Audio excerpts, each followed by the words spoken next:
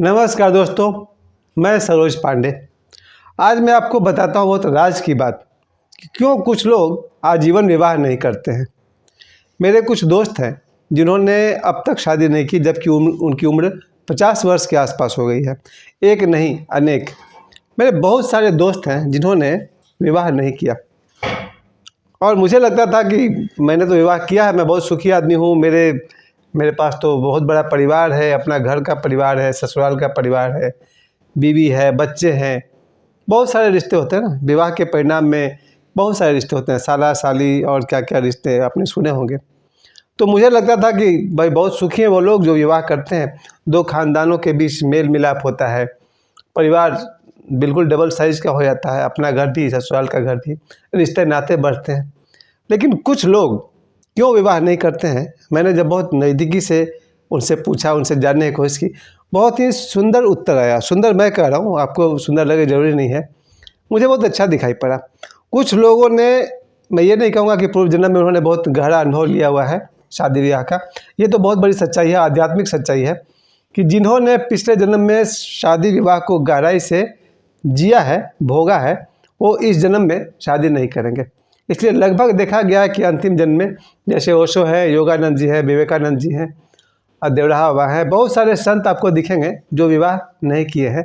उसका तो आध्यात्मिक कारण यही है कि उन लोगों ने पिछले जन्म में शादी विवाह को इतना बढ़िया से भोगा है, उसके सुख दुख को भोगा है कि इस जन्म में उन्हें विवाह की ज़रूरत नहीं पड़ी है। मैं बहुत बड़ी बात आज कहने वाला हूँ। अब मैं आशा करूँगा कि थोड़ा सा पेशेंस के साथ सुनेंगे आप लोग कि बहुत सारे साधु संत हुए हैं जिन्होंने विवाह नहीं किया, और कुछ तो ऐसे भी हुए हैं, भगवान बुद्ध, महावीर, जिन्होंने विवाह तो किया लेकिन बाद में वैवाहिक जीवन को छोड़कर साधना की जगत में आ गए। और बहुत सारे हैं, योगानंद जी, ओशो, देवराहा बाबा, और बहुत सारे लोग हैं जिन्होंने विवाह नहीं किया हुआ है। इसका कारण जब मैं अपने करीबी दोस्तों से पूछा, तो जो भी उसका कारण उन्होंने कहा था, मुझे उस बात में थोड़ी सच्चाई दिखी है, पूरी सच्चाई दिखी है। जिन लोगों को पिछले जन्म का अनुभव तो नहीं, इसी जन्म का अनुभव है, उन लोगों ने जब मुझे अपनी बात बताई तो मैं राजी हो गया था। वो कहते हैं, जिन्होंने विवाह नहीं किया, मैं उनकी बात कर रहा हूँ, वो कहते हैं कि बचपन से मैंने अपने माता पिता को बहुत करीब से देखा, ऑब्जर्व किया, और मुझे दिख गया कि इसमें माता पिता यानी कि पति पत्नी एक दूसरे का यूज कर रहे हैं। पिता यूज कर रहे हैं साधन की तरह माता जी का, कि भाई घर के कपड़े कौन धोएगा, खाना कौन बनाएगा, इत्यादि इत्यादि। यानी पति यूज कर रहा है पत्नी का कि घर के सारे काम कौन करेगा, वगैरह वगैरह। आई होप आप तो समझ रहे हैं मैं क्या कह रहा हूँ। और पत्नी यूज कर रही है पति का कि भाई मेरे लिए कमाया कौन, नहीं तो हमें को कमाना पड़ जाएगा। बहुत सारी भारतीय महिलाएं हैं जो कमाती नहीं है, कमाना पति को पड़ता है। उन्हें भी दिखता है कि यार कमाना तो इसी आदमी को है, तो भाई इसकी बात हम मान लेते हैं, मेरी बात ये मान ले। एक ने कही दूजे ने मानी, नानक कहे दोनों ज्ञानी, बहुत पुरानी कहावत है। तो पति पत्नी जो है एक दूसरे का यूज कर रहे हैं। ये मेरा ऑब्जर्वेशन नहीं है, उनका है जिन्होंने विवाह नहीं किया। उन्होंने कहा कि मैंने जीवन भर नोटिस किया है, पत्नी पति का यूज कर रही है साधन की तरह, और पति पत्नी का यूज कर रहा है साधन की तरह। इसके बाद इनके जो संतान होते हैं, बेटा बेटी, कई बार कुछ ऐसे भी बेटा और बेटी मिल जाते हैं किस्मत से, जो लगभग माँ का खून पी जाते हैं। लगभग ऐसे लोग जिन्होंने बहुत गहराई से देखा है कि जिनको औलाद नहीं है, वो तो चले बहुत बड़े बड़े मंदिरों में, तीर्थों में, हे भगवान संतान दे दो, बेटा दे दो, बेटी दे दो।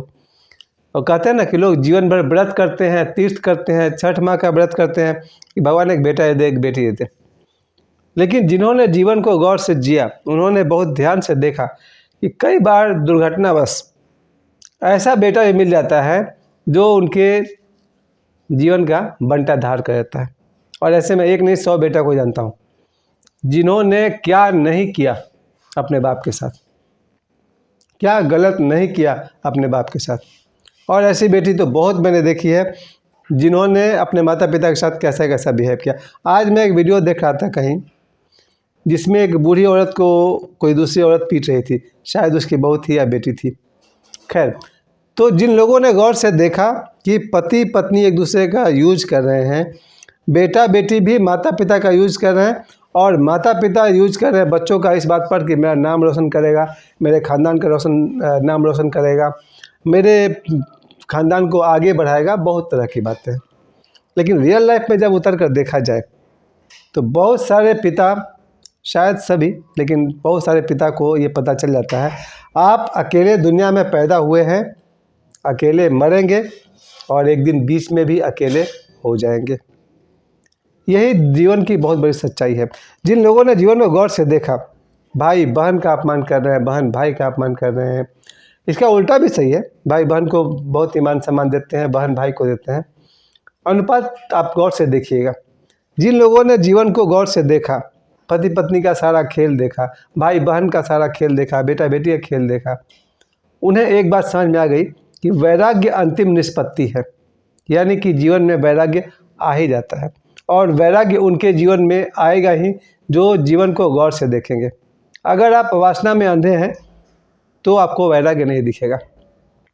जिसके अंदर जितनी वासना होगी उसको वैराग्य दिखेगा।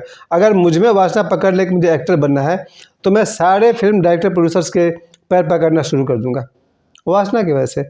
और जिसको एक्टर बनने की वासना नहीं है उसको कोई मतलब नहीं कि कहाँ मुंबई में क्या हो रहा है, उसको कोई मतलब नहीं।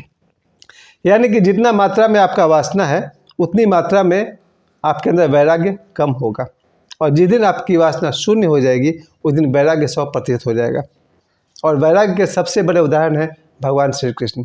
इन शॉर्ट मैं कहना क्या चाहता हूँ, मैं यही कहना चाहता हूँ कि जिन लोगों ने भी विवाह नहीं किया है, डेफिनेटली उन्होंने जीवन को गौर से ऑब्जर्व किया है, बहुत गौर से लाइफ का, लोगों का, रिलेशनशिप का स्टडी किया। अभी मैं 1-2 दिन पहले अखबार में पढ़ रहा था, मेरे पास वो कहीं अखबार रखा हुआ होगा, कि दिसंबर में 4 तारीख के आसपास कोई जोड़े की शादी हुई है, और दिसंबर में ही 15 दिन के अंदर पति पत्नी में ज़बरदस्त मारपीट हुई है, बहुत सारा शोषण हुआ है, और पत्नी ने भी ब्लेम लगाया है कि मेरा शरीर अनुकूल नहीं था, फिर भी उस आदमी ने, और बहुत कुछ। और उसके बाद भी मारपीट इतनी हो गई है कि दुल्हन जो है वो बेहोश है, कहीं एडमिट है, मरी तो नहीं है लेकिन वो ठीक ठाक है। मतलब 15 दिन के अंदर शादी का बैंड बज गया है, और उस दुल्हे ने उस दुल्हन से 8 लाख रुपए दहेज मांगे हैं। उम्र छुपाकर शादी की गई है। ये बहुत बड़ा मामला है, इस पर मैं बोलने लगूँगा तो शायद समय ज़्यादा लग जाएगा। फिर भी मैं शॉर्ट में आपको 1 मिनट में बता दूं कि मेरी कुछ बहनों का, अपनी बहन नहीं, मेरी कुछ बहनों की शादी 45 साल के ज़्यादा उम्र के आदमी से कर दी गई थी, जिसके कारण उनका जीवन नर्क बन गया। दुल्हन 20 साल की, 18 साल की, और दूल्हा 45 साल से 50 साल का। ऐसा लोग शादी ब्याह में कर देते हैं। उम्र छुपाते हैं लोग, कुछ लोग उम्र छुपाते हैं और शादी ब्याह कर देते हैं, परिणाम जीवन भर भुगतते रहो। जिन बहनों के साथ ऐसा हुआ था, जिनकी शादी करा दी गई थी अधिक उम्र के आदमी से, वो बहनें मेरे सामने रोया करती थी, क्या क्या सपने सजाती थी जब वो 18-20 साल की थी और शादी हो गई उसके ऐसे आदमी से जो 45-50 साल का। मेरे आंखों के सामने वो बहन रोया करती थी, और 1-2 नहीं है, बहुत है। प्यारे दोस्तों, शादी ब्याह के नाम पर उम्र छुपाने जैसा धोखा होता है। फ़ोटो बदल देते हैं लोग, लड़की या लड़के का फ़ोटो किसी और का दिखाते हैं, और जब शादी में देखे तो कोई और निकलता है वहाँ पर। इन धोखों को जिन लोगों ने गौर से देखा, उनका विवाह पर से मन उठ गया, और उन्हीं लोगों ने आजीवन विवाह नहीं किया है। और साधु सन्यासी भी नहीं करते हैं, बड़े बड़े सेलिब्रिटी भी कुछ हैं जो शादी नहीं करते हैं, और समाज के साधारण लोग भी जिनका ऑब्जर्वेशन परफेक्ट है वो विवाह नहीं करते। हालांकि 1000 लोग में 998 लोग विवाह करते हैं और 2 लोग नहीं करते हैं। मैं अपने तरफ से कहता हूँ यही 2 लोग प्रज्ञावान हैं, समझदार हैं। उन लोगों की मैं बात नहीं कर रहा हूँ जिनकी शादी करना चाहते हैं और नहीं हुई, वो तो एक अलग ग्रुप है। बहुत सारे समाज में लोग हैं शादी के लिए तरसते हैं, शादी करना चाहते हैं, उनकी होती ही नहीं है। कुछ संजोग है, किस्मत खराब है, या लेकिन वो शादी करना चाहते हैं, उनको मैं नहीं कह रहा हूँ। जिनकी आर्थिक स्थिति अच्छी है, जिनका इनकम अच्छा है, जिनकी सैलरी अच्छी है, अगर वो आदमी शादी नहीं कर रहा, वो निश्चित ही प्रज्ञावान व्यक्ति है। अब मेरे गुरुजी ओशो को देख लीजिए, क्या कमी थी, नौकरी थी, सरकारी नौकरी थी, प्रोफेसर थे, बाद में तो बहुत बड़े स्टार हो गए। वो चाहते तो विवाह कर सकते थे, नहीं किए। क्यों? प्रज्ञावान। मेरे हिसाब से जो लोग भी विवाह करने की स्थिति में हैं और विवाह नहीं करते हैं वो प्रज्ञावान हैं। इसलिए समाज के और जिनकी शादी नहीं हो पा रही है वो तो मजबूरी है, मजबूरी अलग चीज़ होती है, और प्रज्ञा कुछ और का नाम है। प्यारे दोस्तों, मैं आज के वीडियो में कहना चाहता हूँ, भर्तृहरि की तरह आज नहीं तो कल आँख तो खुली जानी चाहिए। दिख जाना चाहिए साफ साफ। वासना जितनी ज़्यादा होगी संसार उतना सत्य लगेगा, और वासना जिस दिन शून्य हो गई उस दिन परमात्मा ही सत्य लगेगा। मुझे समय देने के लिए आप सभी को बहुत बहुत धन्यवाद।